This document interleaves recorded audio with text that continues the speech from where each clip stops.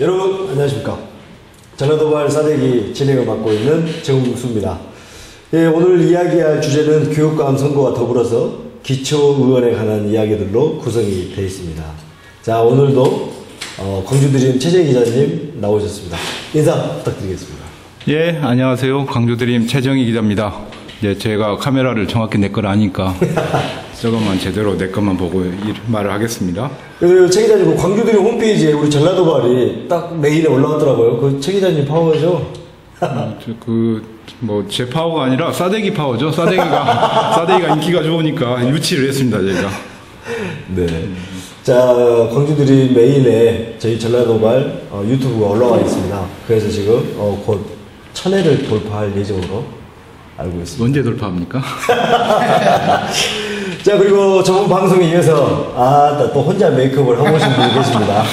자, JC 전 광주시구회장을 역임하신 이창현 회장님 인사 부탁드리겠습니다. 예, 반갑습니다. 더 도전하는 마음으로 더욱더 더 파헤치고 또 우리 최 기자님과 우리 사회자님 또 두 분 또 다시 할게요. 최 기자님과 더불어 아무튼 더 열심히 또 사회현안을 파서 우리 광주 시민의 알 권리와 또 우리가 이제 모르는 부분에 대해서 정말 대한 세력의 방송으로서 열심히 한번 노력하겠습니다. 감사합니다. 회장님, 이거 방송 나간 후에 그 JC 회원들 반응 어땠습니까? 그저 그랬습니다. 자, 근데 방송을 보니까 저도 유튜브로 봤는데 우리 말들이 너무나 이렇게 울리더라고요. 그래서 이런 열악한 상태에서 우리가 계속 이렇게 방송을 해야 되나, 우리 이상희 PD님한테 다시 한번 건의 한번 드리려합니다.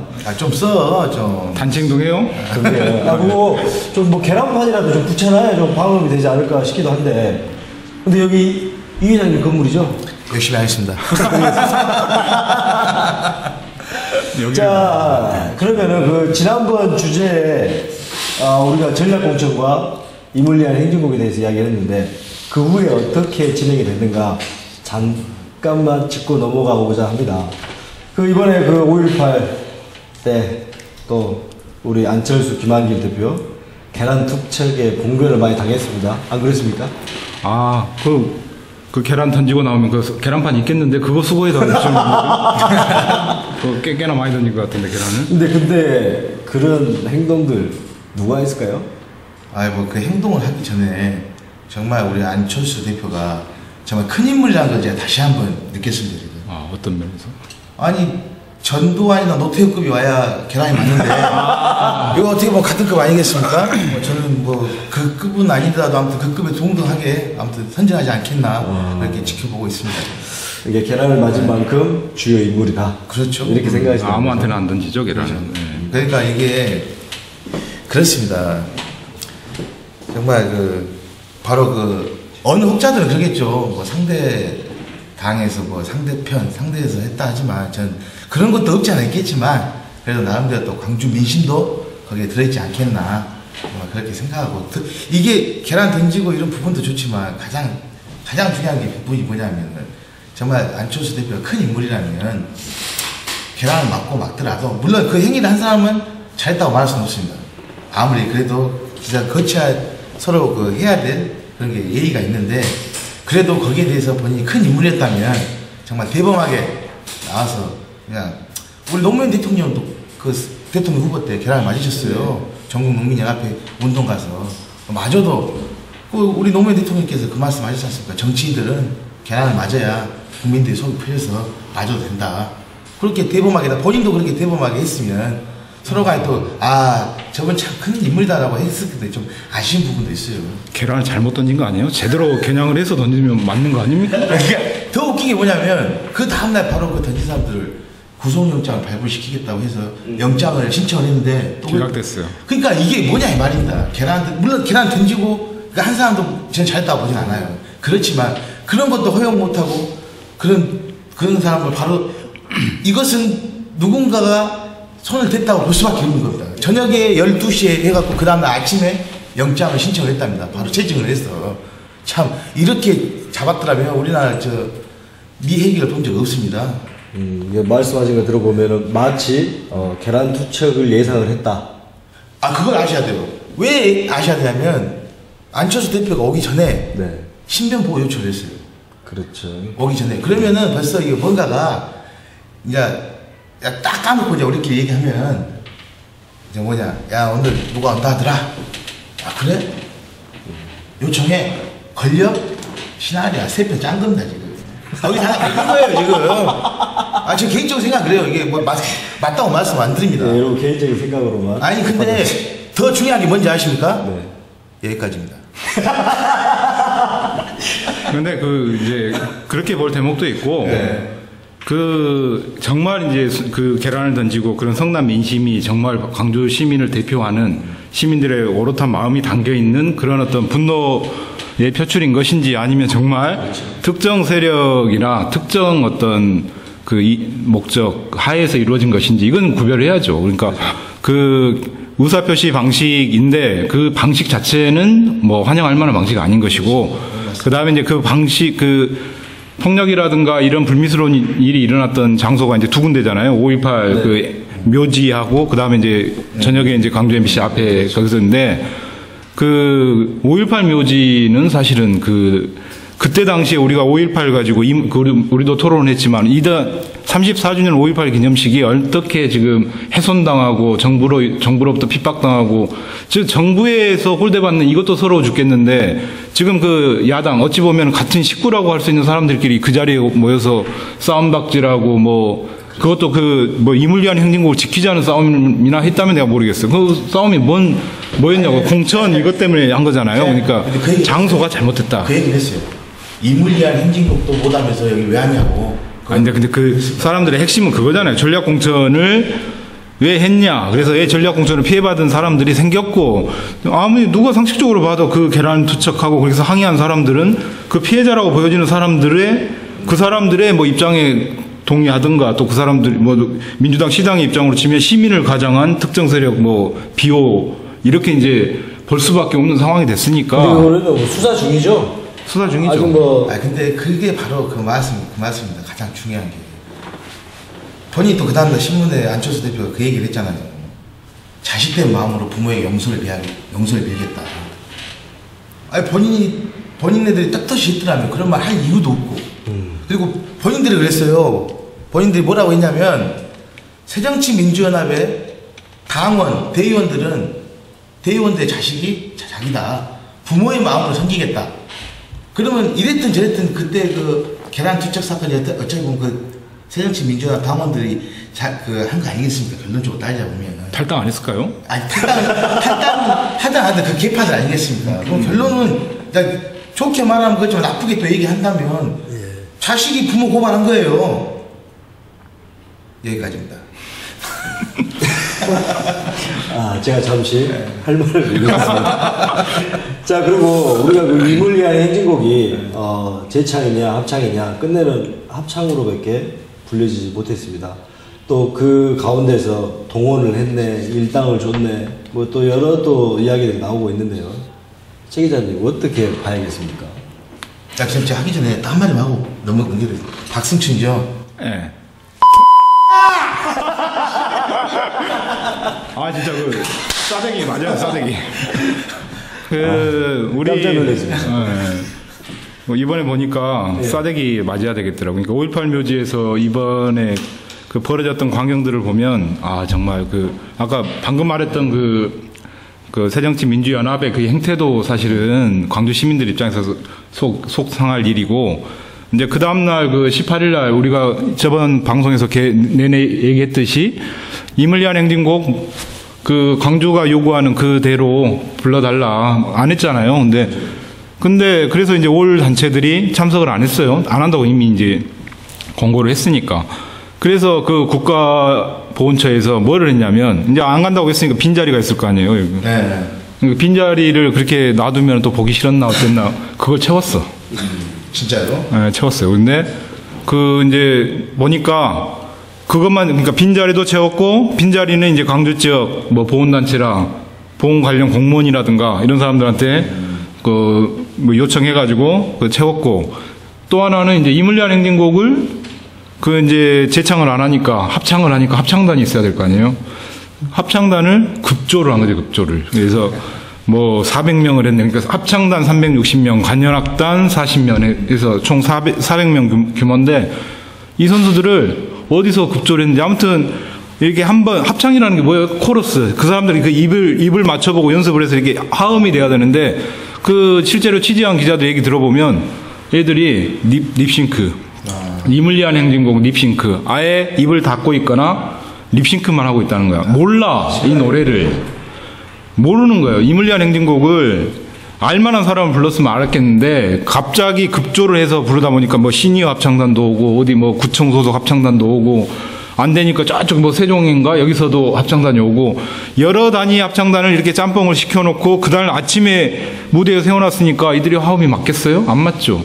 그리고 실제로 그 노래를 모르는 사람도 있고, 그래서 그런 어떤 엉터리 기념식을 했다는 거 아니에요. 이물리안 행진곡도 하고, 관 동원해가지고 관제 기념식을 했다는 거 아니에요. 근데 그걸 하면서 또 기가 막힌 건, 그 사람들을 섭외하면서 돈을 일당을 줬다는 거예요. 일당을 줬대요. 그래서 그 합창단은 일당 5만 원. 그 다음에 그 자리 채워준 거, 내가 봐서는 합창단을 더 줘야 되는 거 아니야? 그 5만 원인데. 와서 자리 채워준 사람은 12만 원을 줬다네? 이게 이제 공무원들인데,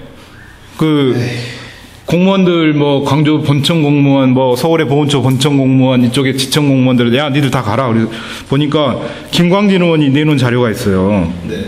그래서 보면 그 국가보훈처가 34주년 5.18 민중항쟁 기념식 안내 계획 제출한 그 자료를 보니까, 이날 행사에 국가보훈처 본부 335명, 광주청 158명, 지방 보훈관서 6급 이상 151명, 총 644명을 동원했다는 거야. 이 빈자리 채우려고. 그래서 그네들한테 일당 12만 원씩을 줬다는 거 아니에요? 자리 채워준 사람한테는 12만 원 주고, 노래 부르는 사람한테는 5만 원을 줬는데 뭔 차이가 있겠어요? 12만 원짜리는 공무원들이고, 공무원이 일당 뭐라고 해요? 특근 수당이라고 해야 되나? 공휴일날 일했으니. 그래도 기자님 말씀 들어보니까 립싱크를 했다라는 그들을 5만 원 더 비싸구만요. 아니 뭐 자리 채워준 사람은 12만 원은 뭐야? 근데 그 립싱크도 열량을 더 많이 쏟고 있으니까. 그 사람들 서 있잖아, 서 있어. 이 사람들 앉아 있고 뭐야 이게? 갑자기 더 여러분 덥습니다. 그러니까요. 싸대기를 한 25번을 때려요. 자, 그리고 저도 오늘 보니까 요즘 이제 선거 차량 이제 막 다니고 신호등마다 이렇게 막 사람들이 인사하고 있던데, 근데 그 두 후보 분위기상 단일화가 안 될 것 같은데 어떻습니까? 그러니까 이게 제가 먼저 말씀드리겠습니다. 문제는 뭐냐면, 그 여론조사들 때문에 그게 가장 큰 문제예요. 어떤 여론조사는 이게 이긴다. 어떤 여론조사는 저게 이긴다. 어떤 조사는 이것도 아니다. 그러다 보니까 본인들이 뭐 하겠어요? 그냥 해봐? 하다가 이제 그런 말도 나왔는데, 그저께 3개 방송국에서 정확한 또 여론 오차로 또 여론조사를 이번에 여론조사 말씀하기 전에 다시 한번 여러분께 사죄의 말씀을 올리겠습니다. 그날 아주 급박하니 동아일보를 썼지 제 마음은 동아일보가 아닙니다. 여러분 믿죠? 그제 5월 20일 날 방송국 3개 방송국에서 정말 심여가 정말 신뢰도가 가장 믿고 가장 여러 가지 여론 방식이 있는데 정확한 데이터로 뽑아봤습니다. 한번 3분을 비교를 해서 지금 뽑았는데, 윤장현 우리 새정치민주연합 후보가 21.2%, 그 다음에 우리 이용섭 우리 후보가 18%, 그리고 강빠인 제가 좋아하는 우리 강훈태 후보가 25.7%로 정말 KBS, MBC, SBS 이 3개 방송 합동을 해서 정말 신뢰도가 많은, 이렇게 요즘 KBS, MBC 신뢰도 땅에 떨어진 지 오래됐는데. 그렇죠. 요즘 JTBC가 국민 여론이 됐어요 지금. 대세는 JTBC도. 아무튼 이렇게 됐다는 점 여러분도 알아주셨으면 감사하겠습니다. 그런데 좀 심상치가 않아요. 우리가 눈으로 볼 수가 있지 않습니까? 길거리 지나가면 단일화하면 그래도 우리가 한 푼이라도 아끼고 싶은 마음에 단일화 끝나고 이렇게 그 프랑카도 하고 그럴 거 아니겠습니까? 근데 심상찮게 아주 서로 간에 아주 열렬히 그 프랑카드가 많이 걸려있더라고요, 지금. 단일화가 안 될 것이다. 그것은 아닐 거라고 생각합니다, 저는. 아닐 것이다? 예. 될 것이다? 이제 안 될 거라는 마음을 하지만 그래도 두 후보께서 공정하게 방송에서 서로 단일화를 하자고 얘기를 했기 때문에 아무리 그렇지 않아도 하지 않겠냐, 저는 그렇게 생각하고 있습니다.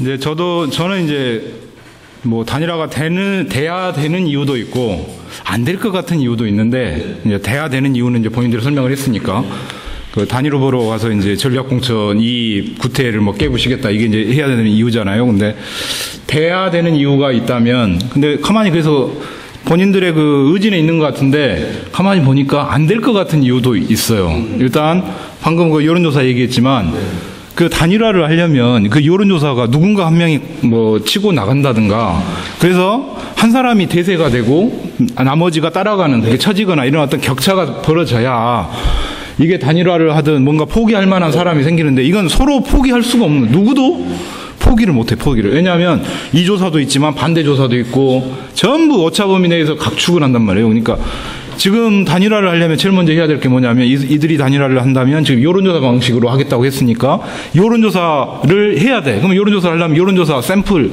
질문 구성하고 여론조사 기관 선정하고 언제 할 것인지 이 세부적인 합의를 해야 되는데 이거 한 발짝도 합의를 못하고 있어요. 그도 그럴 것이 여기서 결판 나버리거든.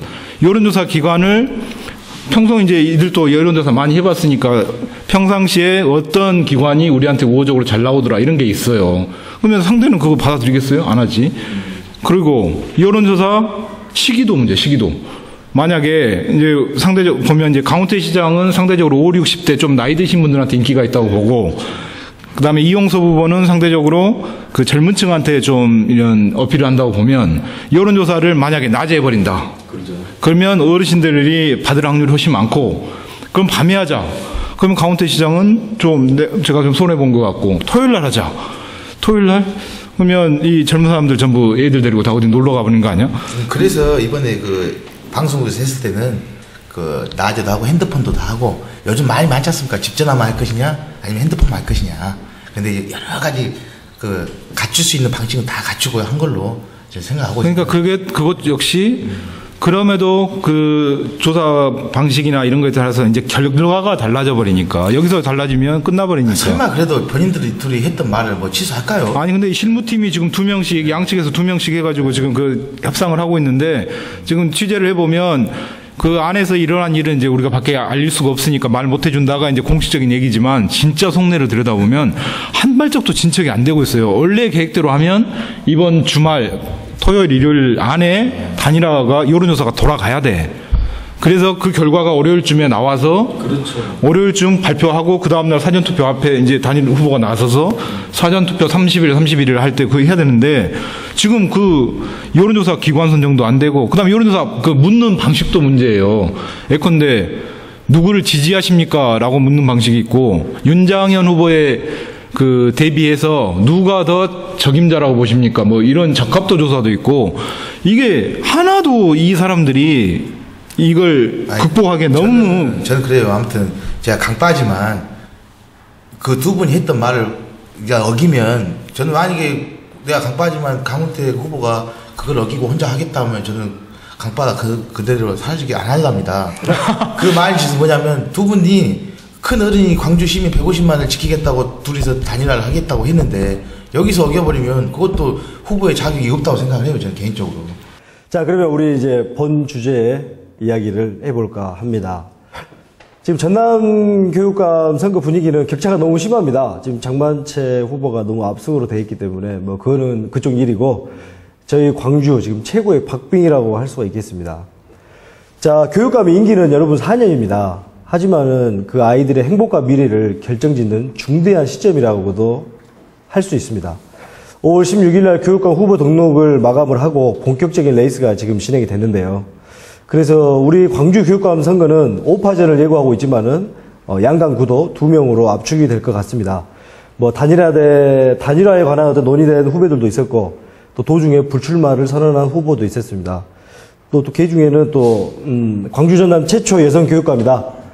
어떤 그런 열망을 안고 출마한 고영을 씨도 있었는데 세월호 아픔으로 인해서 교육 현장의 중요성을 깨달았다라는 이유로 불출마를 선언하기도 했습니다. 자, 근데 여기서 제일 먼저 우리가 알아야 될 것이 교육감. 어떤 일을 합니까? 좋은 일 하겠죠. 솔직히 이게 문제란 겁니다. 우리가 뭐 시장, 뭐 도지사, 뭐 광역시장 이렇게 이렇게 뭔 일 행정을 위해서 뭔 일 하겠지만 교육감이 뭔 일 하지 막상 하면은 교육에 대해서 뭔 행정이 최고다 하겠지만 저는 솔직히 잘 모르겠어요. 근데 또 보면 또 교육감이 한 해 예산을 1조 2천억이라고 1조 5천억인가요?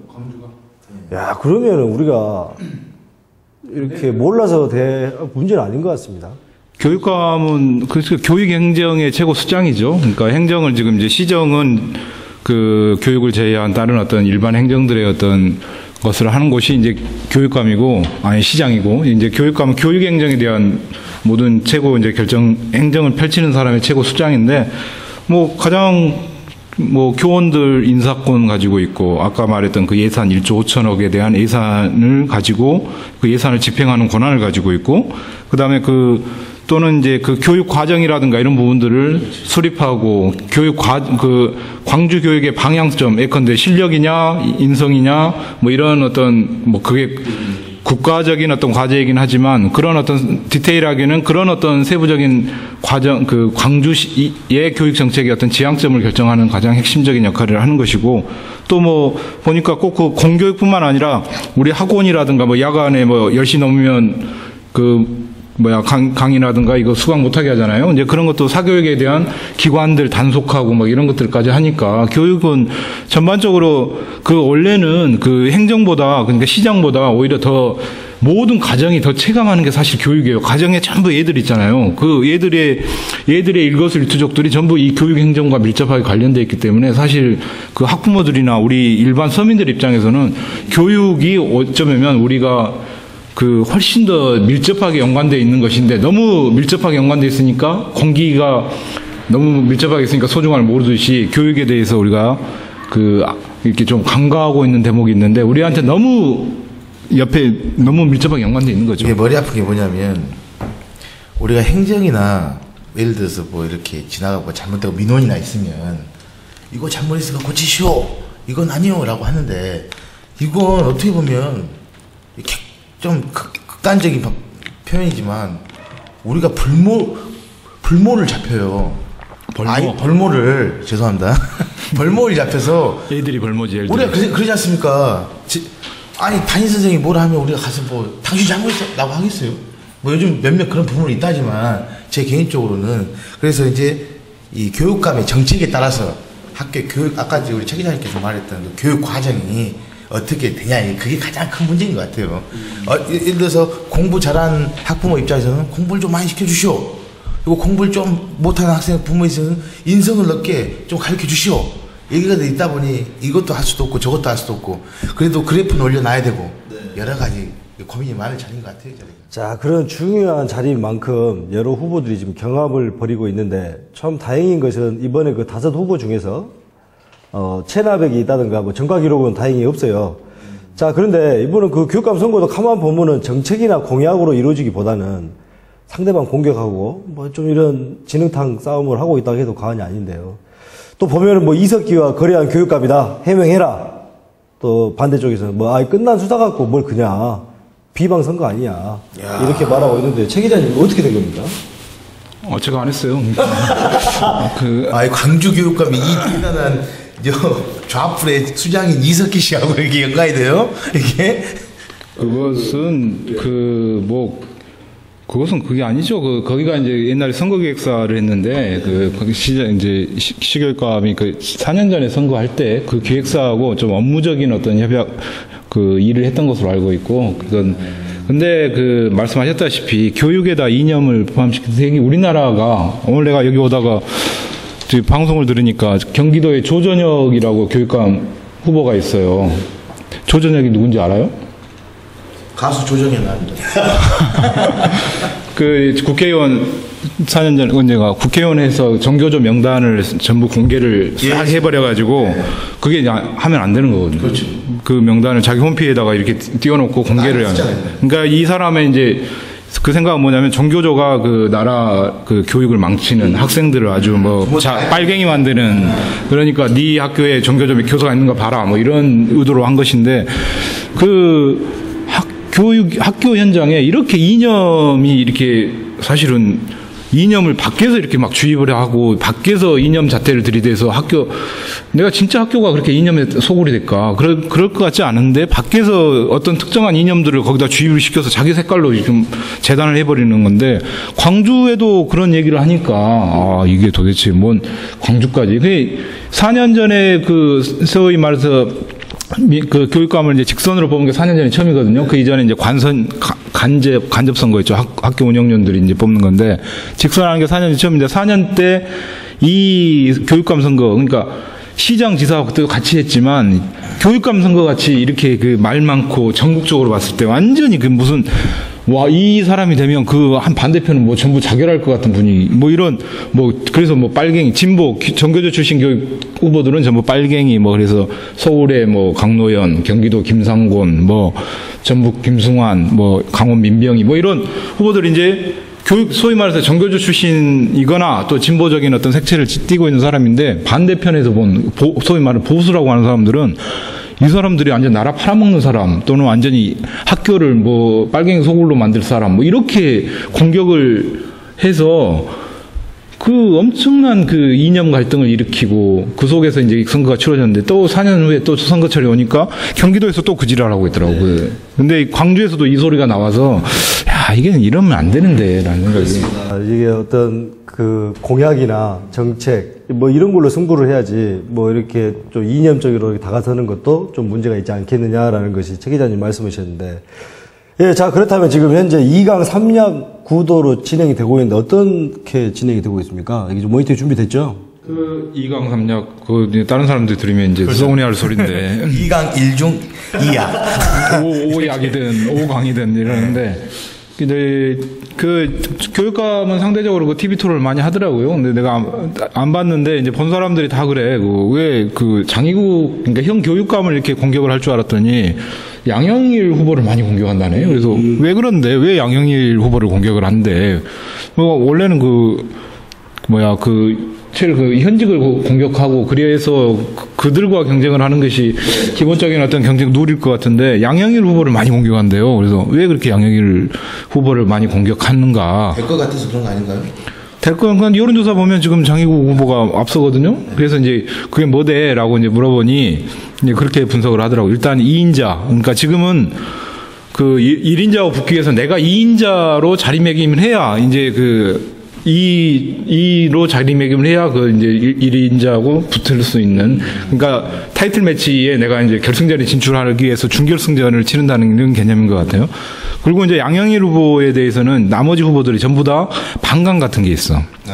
왜냐하면, 그러니까 교육은 아까 얘기해서 교육에는 정치나 이념이나 이런 부분들이 개입되면 안 되는 건데 양영일 후보가 이제 그 국회의원도 했고, 그래도 조선대학교 총장까지 하셨잖아요. 그러니까 총장을 했지만. 그 이후로 국회의원을 했고, 그 다음에 이제 4년 전에 광주시장에 나왔다가 이제 떨어지고 안 나왔는데, 그러니까 정치판을 기웃기웃 하다가 왜 교육에 발을 들여놓느냐. 이제 이래서 이제 순수하게 이제 교육하신 분들은 그런 어떤 교육에 대한 순수한 열정들이 있어서. 또 이 교육감 선거에 또 선거의 아이콘으로 또 굉장히. 그래서 이제 그런 게 있더라고요. 근데 아무튼 이 5분이 있는데, 아까 얘기했다시피 구도는 장이냐 반장이냐 이렇게 되는 것 같아요. 그러니까 장희국과 그다음에 이제 반장인데, 근데 반장인데 이들이 또 하나의 단일 대우를 형성하는 건 아니야. 이 반장들이 전부 내가 대표다라는 생각은 이제 전부 하고 있는 거고.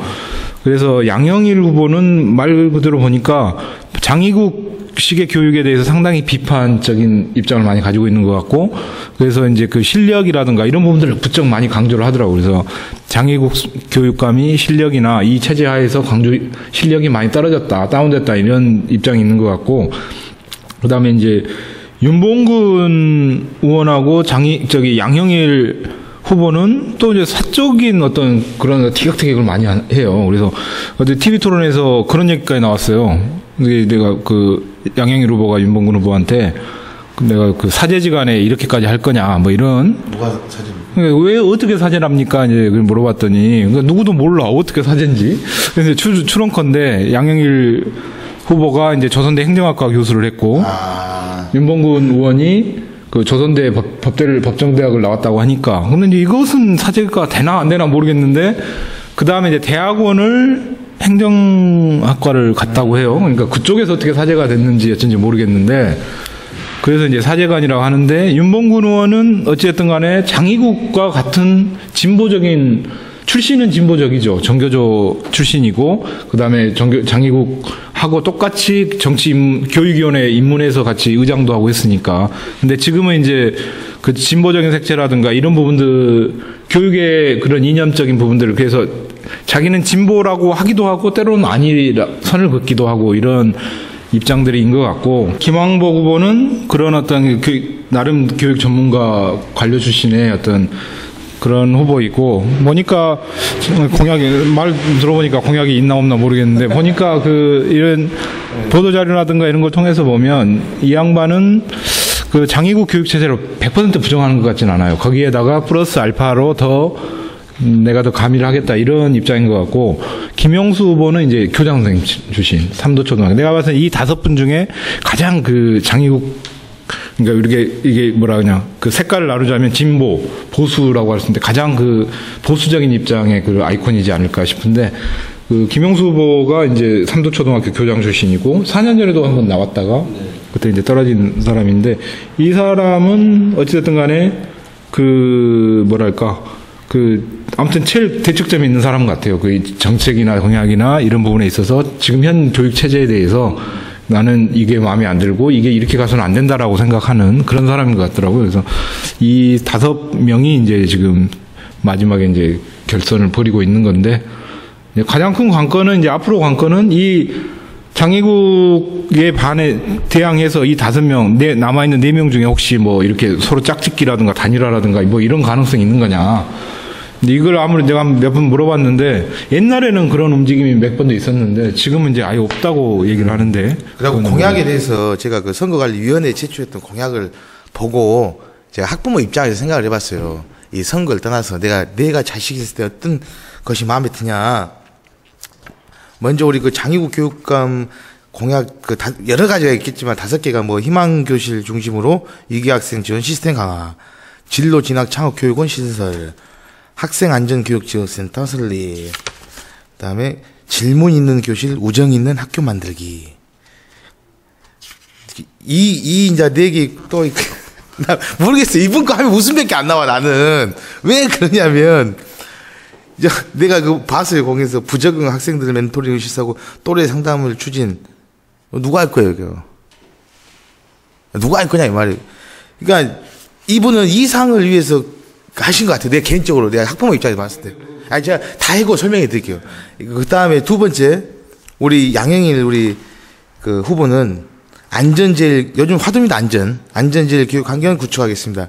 실력 광주 명예를 되찾아오겠습니다. 예. 안전한 교육 복지를 실현하겠습니다. 예. 광주 시민의 모두가 참여하는 교육 공동체를 운영하겠습니다. 열악한 교육 재정을 저는 이 대목이 제가 가장 이 실소를 금하지 않았습니다. 아니 학교가 무슨 뭐 가게입니까? 세상에 뭐 비누를 파네, 방향제를 파네, 샴푸를 파네. 이 원예류 등 뭐 초등학교 학습 준비물 생산 가능 품목을 생산을 하여 뭐 교육청 조합입니까? 이런 걸 만들게. 다른 것은 뭐 그렇다 치더라도 이것은 좀 내가 봤을 때 학부모 입장에서는 아니지 않냐. 그런 생각을 들었습니다. 그 다음에 우리 그 윤봉근 이분 정말 대단하신 분입니다. 정말 여기저기서 남아돈 거 쏙쏙 뽑아서 딱 만들었어요. 제가 학부모를 생각했을 때는 이 안의 내용은 이분이 아주 무난해요. 무난하게. 첫 번째, 창의혁신 교육으로 실력 광주 명예회복. 존중과 배려로 예절을 실천하는 인성교육 강화. 저는 이 점이 제일 마음에 들었어요. 그 다음에 규범과 민주적 절차를 증시하는 투명 행정 구현. 그 다음에 광주 시민이 행복한 교육 복지 실현. 그 다음에 개인별 특기와 적성을 맞는 맞춤형 진로 교육 강화. 야, 이분은 그냥 여기저기서 한 거 싹 모아가지고 좋은 것만 이제 얘기한 거예요. 그래서 제가 봤을 때는 이 세 개를, 이 공약은 이 세 개를 조합하면 좋은 게 나오지 않겠냐, 그렇게 생각을 해요. 아까 그 개념들이 지금 좋은 개념들만 지금 다 짜맞춰놨다 이렇게 얘기하는데 그 아까 얘기했던 희망교실이라고 했잖아요. 그 장유 후보의 공약 중에 희망교실. 그 희망교실이 그러니까 뭔지를 알면 그 괜찮은 거더라고. 나도 이제 보니까 그 지금 현재 하고 있어요. 희망교실이라고. 그 이런 거더라고요. 그러니까 그 선생님들이 그 학생들 중에 그러니까 티나지 않는 복지, 어려운 학생들에 대한 멘토 역할인데 그 학생들은 이제 가정 형편상 뭐 우리 옛날에 뭐 영화 같은 거 보면 뭐 식사 시간에 식사 못 하고 어디 물만 먹고 있는 그게 친구들한테 이게 알려지는 게 두려우니까 이제 뭐 이런 애들 있잖아요. 그러니까 선생님들이 그 애들을 이제 내 반에 있는 애들을 파악을 해서 얘한테 실질적으로 그러니까 말로써 주는 도움뿐만 아니라 실질적으로 금전적인 도움을 주는 거야. 그래서 얘가 가정 형편이 어려운데 교복을 못 사고 있다. 근데 얘도 말도 못 하고 이게 힘들어하는구나라고 하면 그걸 이제 누가 줬다고 하지 않고 선생님이 내가 너 위해서 내가 이거 좀 준비했는데 그냥 좀 네가 교복 하나 사고 입자. 그래서 떳떳하게 다니자. 근데 이 돈들을 그 선생님들한테 지원을 해줘. 뭐 연 100만 원이든 어떤 이 선생님들이 이 돈을 가지고 있다가 내가 멘토링을 하고 있는 학생들을 보고 있다가 얘한테 실질적인 도움이 필요할 때 그 친구한테 실질적인 도움을 주는 거예요. 그러면 좋게 생각하면 그렇게 생각하는데 우리가 이제 앞이 있으면 뒤가 있지 않습니까? 그러면은 나는 이렇게 했다. 그거 써버리면 어떻게 되는 거예요? 그거 이제 다 요즘은 UR 카드라고 해서 그걸 뭐 현금으로 주는 게 아니라 이제 카드라든가 이런 걸 증빙 가능한 지출을 해야 되는 거니까. 그런 것은 개연성 있지 않습니까, 그래도? 아니, 물론 이제 그런 것도 있을 수 있겠죠. 근데 그래, 교육청에다 물어봤더니 이걸 최초로 했을 때는 그 학생들, 그러니까 얼마였다더라. 근데 지금 현재 이걸 이제 교사들한테 신청을 받아요. 이 희망교실을 하는데 여기에 내가 그 학생들 멘토 역할을 하겠다라고 하는 그 교사들의 신청을 받아가지고 이제 그 선생님들한테 이 비용을 지급을 하고 이제 그걸 시키는데 지금 현재 4,000명인가 이 선생님들이 이 희망교실을 하고 있는 거예요. 그러면 광주시의 전체 학급이 8,000개인가 된다더라고요. 그러니까 절반에 가까운 그 선생님들이 그 학생들을 실질적으로 이렇게 마음으로만 보고 있는 게 아니라 내가 허주머니에 돈을 가지고 있으면서 얘가 뭐가 필요한가를 실질적으로 관찰을 하고 필요한 대목을 실질적으로 지원을 해준다는 거죠. 그러니까 이게 참 이 교육 문제에 대해서 우리가 막 이렇게 나쁘게 생각하면 안 되는데 그래도 우리가 현실적인 부분이기 때문에 그러면 8,000 학급에서 4,000 학급을 쓴다면 절반이 썼단 말 아니겠습니까? 그러면 좋게 말하면 절반의 학급이 돈을 필요해서 이렇게 하는 분명히 그런 선생님도 계실 거예요. 많겠죠, 그런 선생님들이. 하지만 어느 혹자에서는 우리가 그 예산을 보면 이렇게 학교에 예산 받듯이 그것도 예산을 쳐서 또 쓸 수도 있는 개연성이 있지 않습니까? 못 받으면 병신이다. 이거 무조건 받아야 된다. 아니 티나게 그런 거 하는 건 아니니까. 그렇게 물론 없을 수는 뭐 있으면 안 되겠죠. 저는 이제 좀 그런 오해도 할 수도 있겠지만은 좀 잠깐 들어봤을 때 이상적이긴 하나, 그러면 반대로, 거기에 대한, 어떻게 보면, 다 세금으로 이루어지는 건데, 누구는 지원받고, 누구는 지원 못 받고, 이런 또 차별 대우가 또 있지 않을까, 균등화를 위해서 어떤 또 피해자가 또 나오지 않을까라는 또 생각도 상대적으로 해보게 되는데. 이것도 뭐, 그게 있나요? 그 조건이? 그러겠죠? 그래서 이제 좀 이렇게. 아니, 그러니까 그럴 거예요. 그러니까 이걸 한번 제가 다음에 한번 공부를 해서 한번. 근데 정말로 이것이 실현이 잘 되면 이거. 정말 좋을 것 같아요. 오늘 또 하나를 배웠는데 한번 제가 파악해 보겠습니다. 나는 근데 이걸 직접 이 멘토링을 하고 있다는 선생님한테 얘기를 들었는데 그 선생님이 하시는 말씀이 이제 그 주변에 이제 같이 이렇게 하시는 분이 있을 거 아니에요. 근데 이게 상당한 도움이 된다라고 얘기를 해요. 그러니까 그 아이들이 진짜 정말 필요한 데 그러니까 마음으로 하는 것은 한계가 분명히 있는 거지. 근데 그래서 이제 이게 학생 복지 차원에서 이루어지는 것들인데 그래서 아까 말했던 1조 5천억의 예산 중에 1조 2천억은 인건비니까 이거 뭐 손도 댈 수 없는 것이고 나머지 비용 가지고 이렇게 여기 썼다 저기 썼다 이런 거 하는 건데 이제 재원을 어디다 먼저 투자를 할 것인지 이 우선순위들이 이제 정해지는 건데 그걸 결정할 때 이 교육감의 마인드라든가 이런 부분들이 이것을 이제 쓸데없는 짓을 하고 있다라고 말하는 사람도 있을 수 있고 그렇지만 또 되짚어서 봤을 때는 나는 이런 게 중요하다라고 생각해서 거기에다가 실질적인 투자를 하는 사람도 있고 이런 걸 결정하는 것이 교육 수장이고 그걸 지금 우리가 뽑는다는 거죠. 그 사람들을. 그렇죠. 이런 얘기들이 앞으로 2번 남은 TV 토론회에서 좀 잘 반영이 돼서 서로 논의가 됐으면 하는 것이 바람입니다. 저희도 좀 겉으로 멀쩡해도 좀 우리 딸도 좀 그거 좀 받아오래야겠습니다. 아빠 어려우니까 받아와라. 여기서 내가. 자, 그래서 이제 앞서 말씀드렸듯이 교육감은 4년 임기가 채우면 끝나지만은 아이들의 미래와 행복 결정이 되는 중요한 시기이기도 합니다.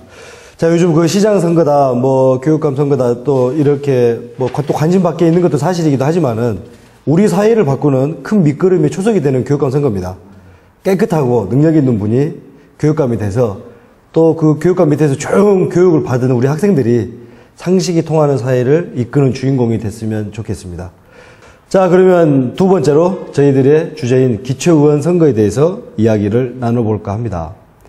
자, 제가 또 이걸 한다고 해서 어쩐가 몰라도 어젯밤에 전화가 한 통이 왔어요. 어떻게 이럴 수가 있냐 막 저한테 따지더라고요. 그 내용이 뭔가 봤더만은 뭐 누구라고 거론하기 뭐하지만 서구에 한 의원이 출마를 했는데 그 선배랑 친구다. 근데 그 친구가 고등학교 다닐 때 담임 선생님 지갑 훔치다가 학교를 잘려없다. 그런 애가 지금 어떻게 공천 받아서 나왔다. 이게 말이 되냐. 뭐 그것이 어떻게 뭐 제 책임일 수는 없지만은 어떻게 생각하십니까? 후보를 검증하는 것 참 문제가 많죠?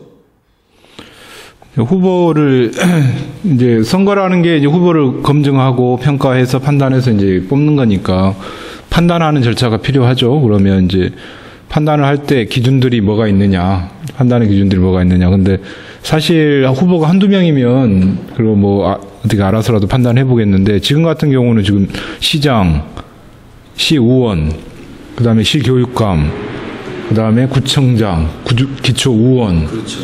이렇게 아마 전체로 합하면 아마 뭐 100여 명이 넘어갈 거예요. 우리가 그 판단해야 될 사람들이. 이거 보통 일이 아니죠. 그래서 그렇다고 이 판단 안 하고 그냥 놔준 대로 당이 공천해준 대로 이렇게 마구 찍자니 그 사람들이 나중에 4년 동안 우리 살림을 감시하는 어떤 그런 견제자, 감시자, 우리 일을 대신하는 사람들인데 그거 잘못 뽑아놓으면 또 이제 고양이한테 생선 맡기는 꼴이 되니까 우리가 할 수 있는 한 최대한 우리 동네 사람들은 내가 이 사람이 어떤 사람인지 정확히 알아야죠. 알아서 판단해야 되니까 그래서 이제 우리도 이제 그런 차원에서 지금 각 후보들을 한번 파헤쳐 보자. 이제 이런 취지에서 하는 것이죠. 또 이런 노래가 있어요. 이름도 몰라요, 성도 몰라 이런 노래가 있는데 지금 후보들의 이름하고 얼굴조차도 지금 모르고 있는 것이 현 상황인 것 같습니다. 지금 많은 후보들이 각 지역구에서 막 엄청나게 쏟아지고 있는데요. 자, 그렇다면 그 시의원과 구의원 뭐 구분하기 좋은 방법이 있을까요? 아니, 그 전에 올해부터 구의원 없앤다고 안 했습니까?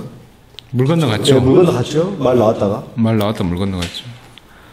그러니까 이제 저희가 생각했을 때 뭐 전과가 있고 사고를 쳤고 뭐 이상한 우리가 소위 말하는 놈들이 많다. 그렇지 않습니까? 많은데 솔직히 뭐 전과가 있다 해서 그 사람들이 뭐 꼭 나쁘다고 생각은 안 해요. 그 사람들도 또 자기 역량이 있다고 생각하지만 전과에 그 질적인 내용을 봐야 되지 않습니까?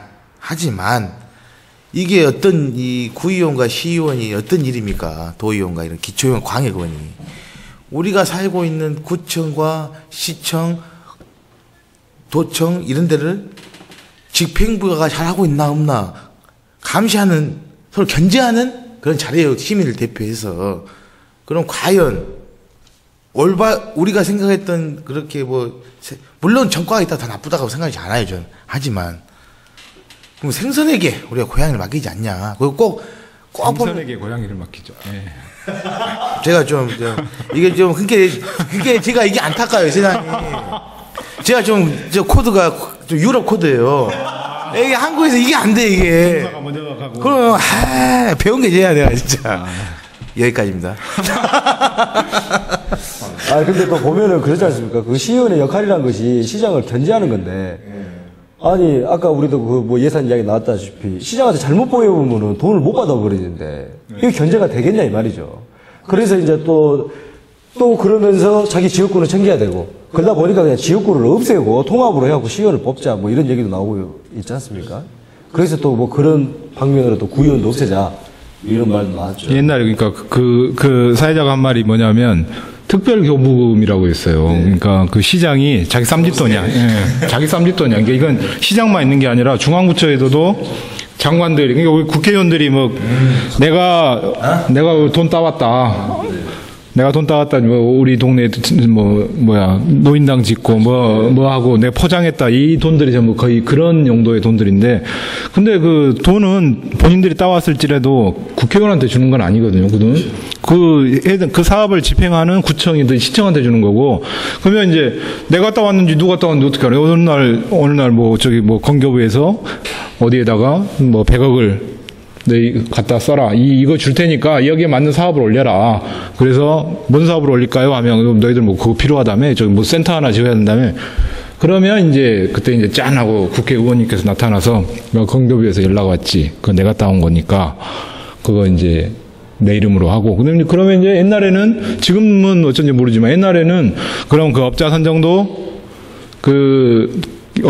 내가 아는 사람으로 하고, 이제 이걸 이제 꼬리표 예산이라고 해요. 그 예산은 딱 이제 그렇게 누군가 따왔다.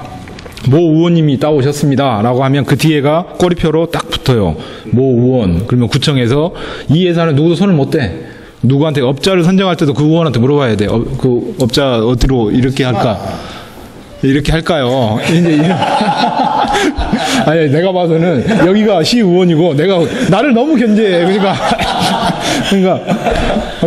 그렇게 하는데, 지금 그거 똑같이, 그건 이제 중앙대 지방의원의 얘기고, 지방에도 똑같아요. 근데 시장이든 구청장이든, 시장으로 예를 들면, 시장이 자기가 그렇게 쓸 수 있는 이제 특별교부금이라는 그 항목에 돈이 있어요. 그러니까 특별교부금은 뭐냐면 말 그대로, 특별할 때 쓰는 거야, 특별할 때.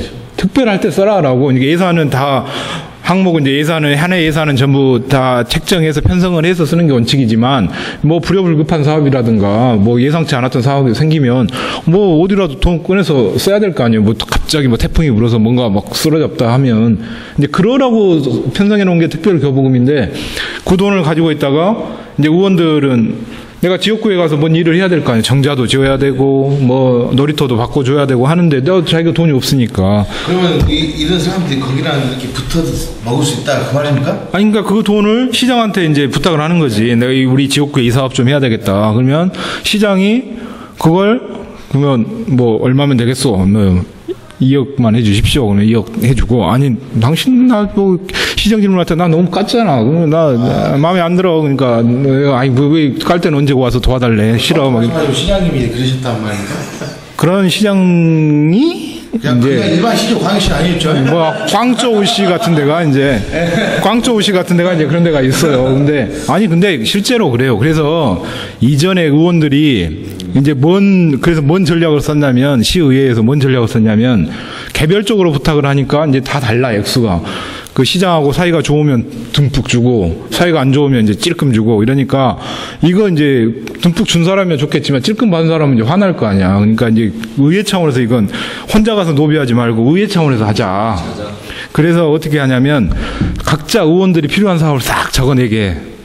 그래서 일괄로 이제 퉁치는 거지. 시장한테 딱 갖다 주고, 자, 이거 누구 개별로 이렇게 하지 말고, 우리가 필요한, 의원들이 지금 필요한 지역구에 사업 다 모아왔으니까, 여기에 총 소요비용 얼마? 해서 딱 퉁치고 이제 딱 가져오면, 그걸 이제 의원들이 그 사업에 필요한 만큼 이제 분배를 해. 근데 그 돈을 의원한테 주는 게 아니라, 똑같은 거예요. 의원한테 돈 가는 건 없어요. 그러니까, 그걸 이제, 시에서 이제 구청으로 이제 돈을 내려보내지. 이 돈은 어디 아파트에 경로당 지어라. 라고 하면, 거기에 이제 그 돈을 내려가면, 거기에 이제 꼬리표가 붙는 거야. 이 돈은 모 의원님께서 따오셨습니다. 그러니까 그게 나쁜 거 아닙니까? 결론적으로 따지자면. 나쁘죠. 결론적으로 따지자면, 시장님께서 그 빈약한 지역을 위해서 포장도 해주고 했는데, 너희들 생각하고 너희들이 어렵다 하니, 이 금액 자체를, 그럼 그 군과 구의 고통을 위해서 써라 했더니, 이 잡놈들이 지그들 했다고 그렇게 했던 거 아닙니까, 변호님? 아니 그러니까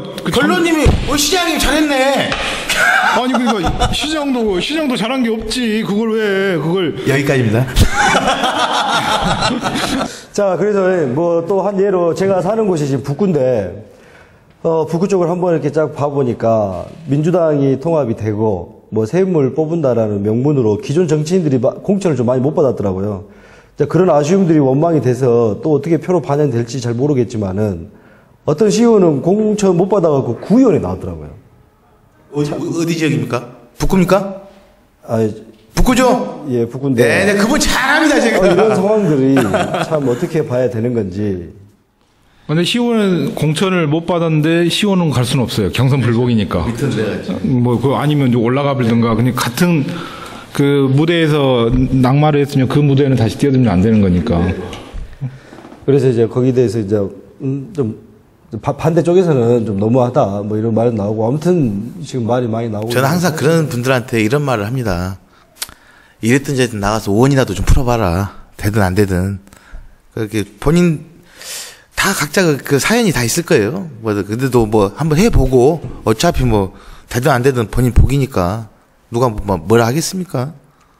그래서 또 봐보면은 그 선거 후보 공약이라든지 매니페스토 정책 선거가 잘 되기 위해서 좀 이렇게 한눈에 볼 수 있는, 그래가지고 얼굴 다 나오고 공약 다 나오고 정과 나오고 좀 이렇게 한눈에 쫙 나오는 그런 사이트나 어플 같은 것도 나오면 좋겠다라는 생각도 드는데, 이렇게 광주드림에서 한번 이렇게 쫙 해주면 어떨까요?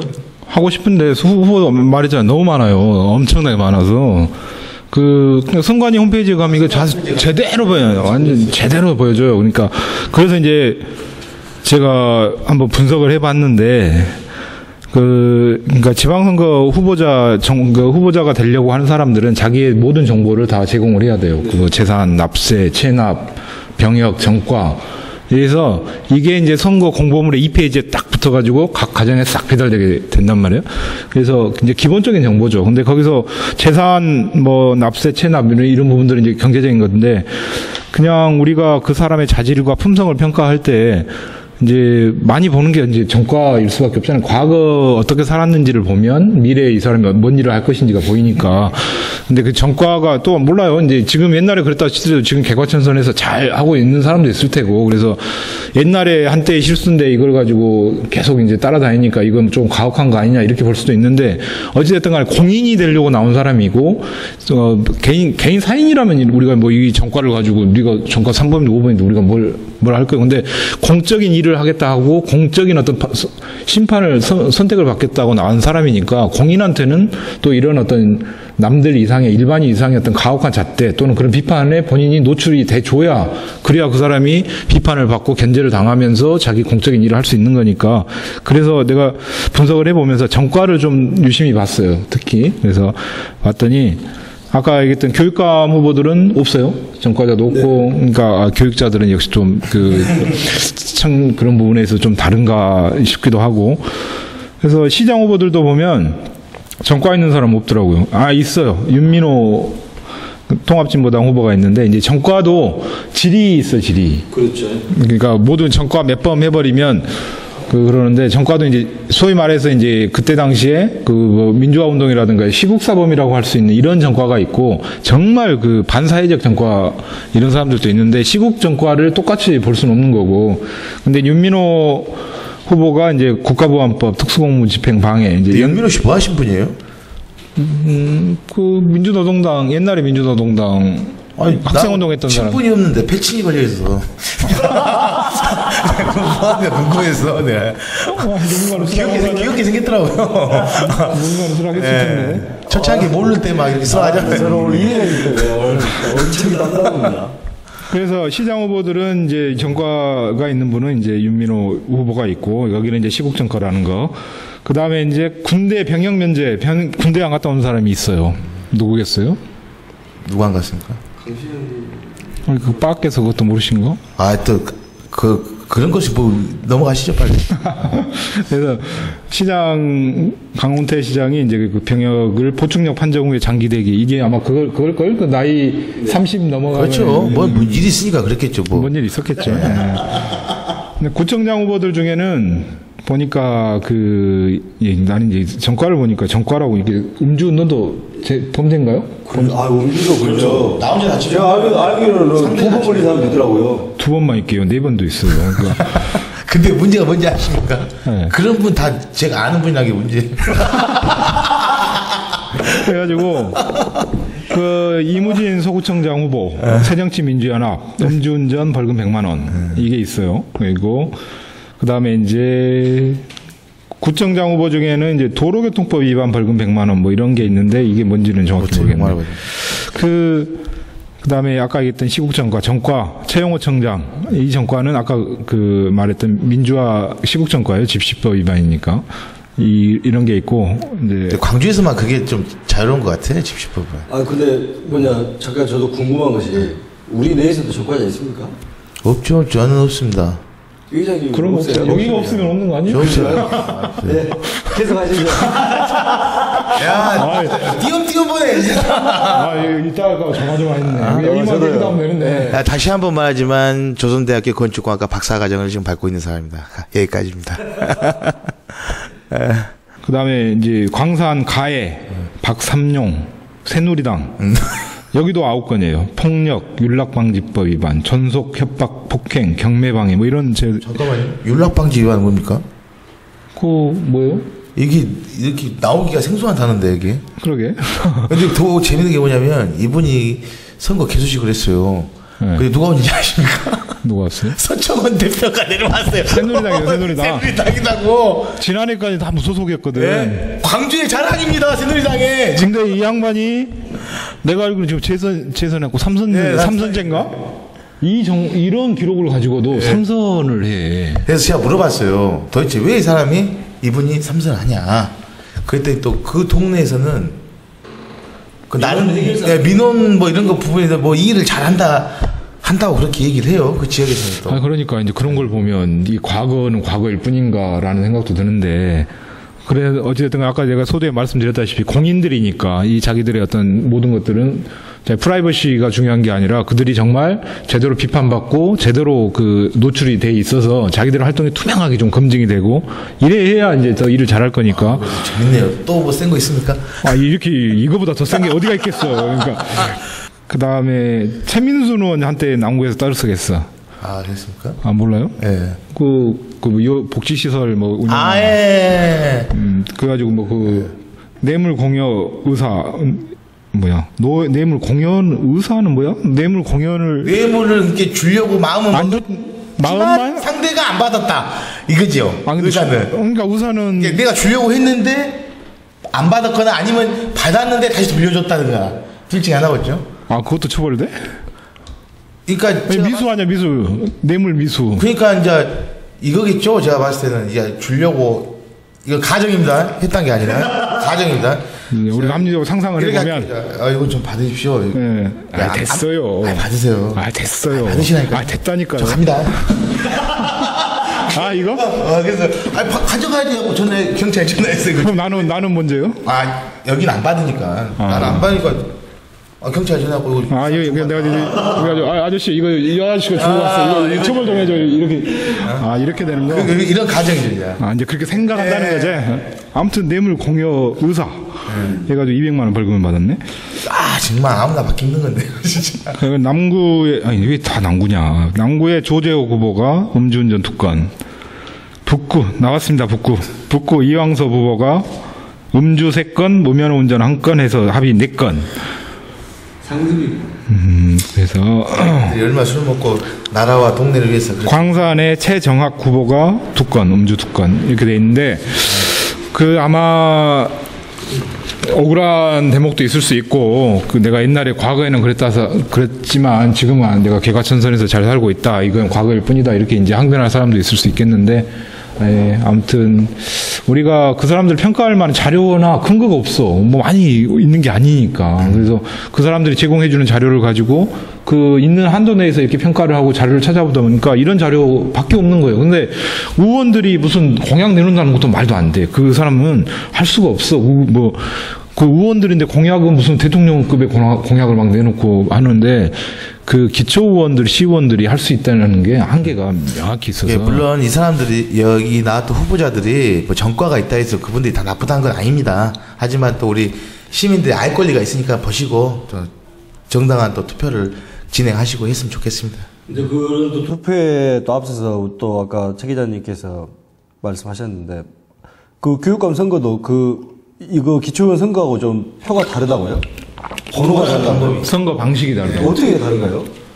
그러니까 그거 한번 좀 설명 부탁드립니다. 교육감 선거는 이제 정치하고는 선을 그어주는, 그러니까 지금 이제 모든 선거들은 정당에 소속된 의원들이 각자의 고유한 번호를 받아서 이제 그 후보 기호가 정해지는데, 교육감은 정치 선거가 아니기 때문에 그 번호를 부여를 안 해요. 근데 어찌됐든 간에 배열을 해야 될 거 아니에요?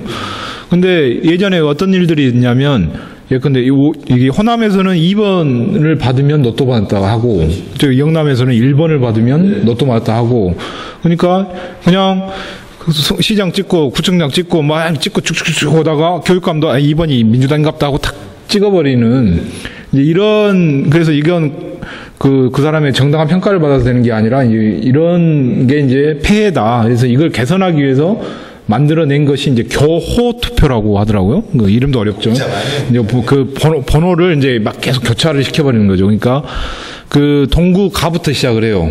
가나 다, 지금 동구가 몇 개, 가나 다가 있나? 그러면 이거 5명의 후보가 있으면 일단 순서는 정했어. 5명을 재입뽑기를 해가지고 1번이 뭐 양형일, 2번이 김왕복인가?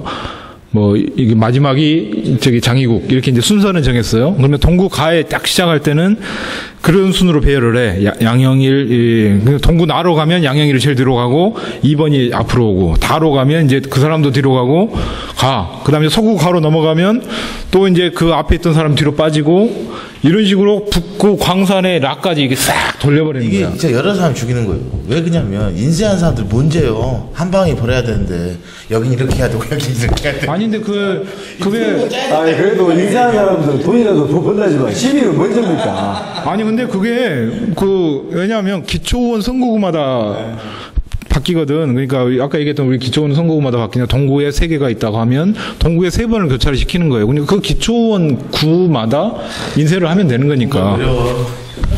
그렇게 해서, 근데 이제 그게 일리가 있는 것이, 어디 자료를 찾아보니까 그 역대 교육감 선거, 역대라고 할 것도 없네. 직선제에 딱 한 번 투표를 했잖아요. 그러면 2010년에 딱 투표를 했는데 그거 분석을 했어.